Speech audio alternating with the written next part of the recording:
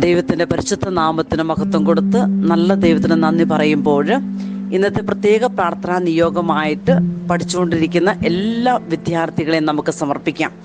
മക്കളുടെ പഠന മേഖലയിൽ നീ തളർന്ന ഒരു മാതാവാണ്, പിതാവാണ്. ഒരുപക്ഷെ ഞാൻ എത്ര പഠിച്ചിട്ടും എനിക്ക് വിജയിക്കാൻ പറ്റുന്നില്ല എന്ന് പറയുന്ന ഒരു മകനാണോ മകളാണോ, നിന്നെക്കുറിച്ച് പദ്ധതി ഒരുക്കിയ ഒരു ദൈവമുണ്ട്. ആ ദൈവം പറയുന്ന ഒരു കാര്യമുണ്ട്, ഞാൻ നിനക്ക് വിജയം നൽകുന്ന ഒരു കർത്താവാണെന്ന്. ദൈവമക്കളെ, നമുക്ക് വിശ്വസിക്കാം. മാറ്റമില്ലാത്ത ആകാശവും ഭൂമിയും കടന്നു പോയാൽ മാറ്റമില്ലാത്ത വചനം നമ്മളെ പഠിപ്പിക്കുന്ന ഒരു കാര്യമുണ്ട്.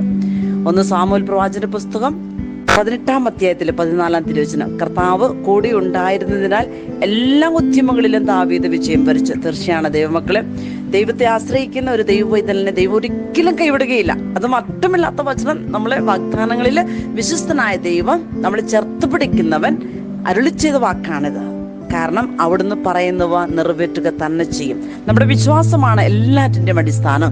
വീണ്ടും 1 സാമുവേൽ പ്രവാചകന്റെ പുസ്തകം 26-25 പറയുന്നുണ്ട്, എൻ്റെ മകനെ ദാവീദ്, നീ അനുഗ്രഹിതനാണ്, നീ ചെയ്യുന്ന എല്ലാ കാര്യങ്ങളിലും നീ വിജയിക്കും. തീർച്ചയാണ് ദൈവമക്കളെ, നമ്മളെ ഒരു അനുഗ്രഹത്തിന്റെ പാനപാത്രമാക്കിയിട്ടാണ് ദൈവമായ കർത്താവ് ഈ ലോകത്തിലേക്ക് നമ്മെ പറഞ്ഞു വിട്ടത്.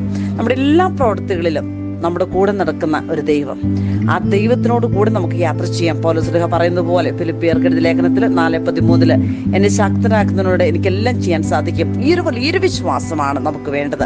പഠിച്ചുകൊണ്ടിരിക്കുന്ന എല്ലാ വിദ്യാർത്ഥികളായ മക്കളെ നമുക്ക് സമർപ്പിക്കും. അവരുടെ പഠന മേഖലകൾ, അവരുടെ ബുദ്ധിയെ കർത്താവെ ശക്തിപ്പെടുത്തണം. ജ്ഞാനത്തിന്റെ ഉറവിടമായ ദൈവത്തിന്റെ പരിശുദ്ധാത്മാവുകൊണ്ട് ആ മക്കൾ പഠിക്കുന്ന കാര്യങ്ങൾ, പഠിക്കാൻ പറ്റാത്ത സാഹചര്യങ്ങൾ, ദൈവമേ പഠിച്ചിട്ടും അത് ഓർമ്മയിലില്ല, അത് ഭയങ്കരമായിട്ട് ബുദ്ധിമുട്ട് അനുഭവിക്കുന്ന മക്കളുണ്ട്.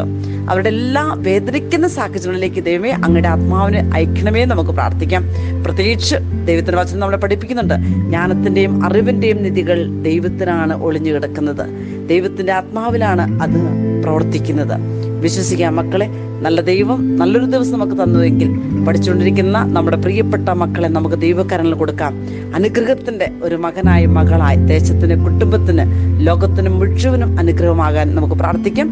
പരിശുദ്ധ അമ്മയുടെ ഹൃദയത്തിലേക്ക്, ഈശോയുടെ ഹൃദയത്തിലേക്ക്, പിതാവിന്റെ കരങ്ങളിലേക്ക്, തൃത്വ കൂട്ടായ്മയിലേക്ക്, തിരുക്കുടുംബത്തിലേക്ക്, സകല വിശുദ്ധരോട് ചേർന്ന് കാവൽ മാലാഖമാരോട് ചേർന്ന് ഇന്നത്തെ എല്ലാ പ്രാർത്ഥനാ നിയോഗങ്ങളെയും നമുക്ക് ദൈവകരങ്ങളിൽ കൊടുത്ത് ദൈവത്തിന്റെ വലിയ കൃപയും കാരുണ്യം നമുക്ക് ഓരോരുത്തർക്കും ഉണ്ടാകട്ടെ നമുക്ക് പ്രാർത്ഥിക്കാം.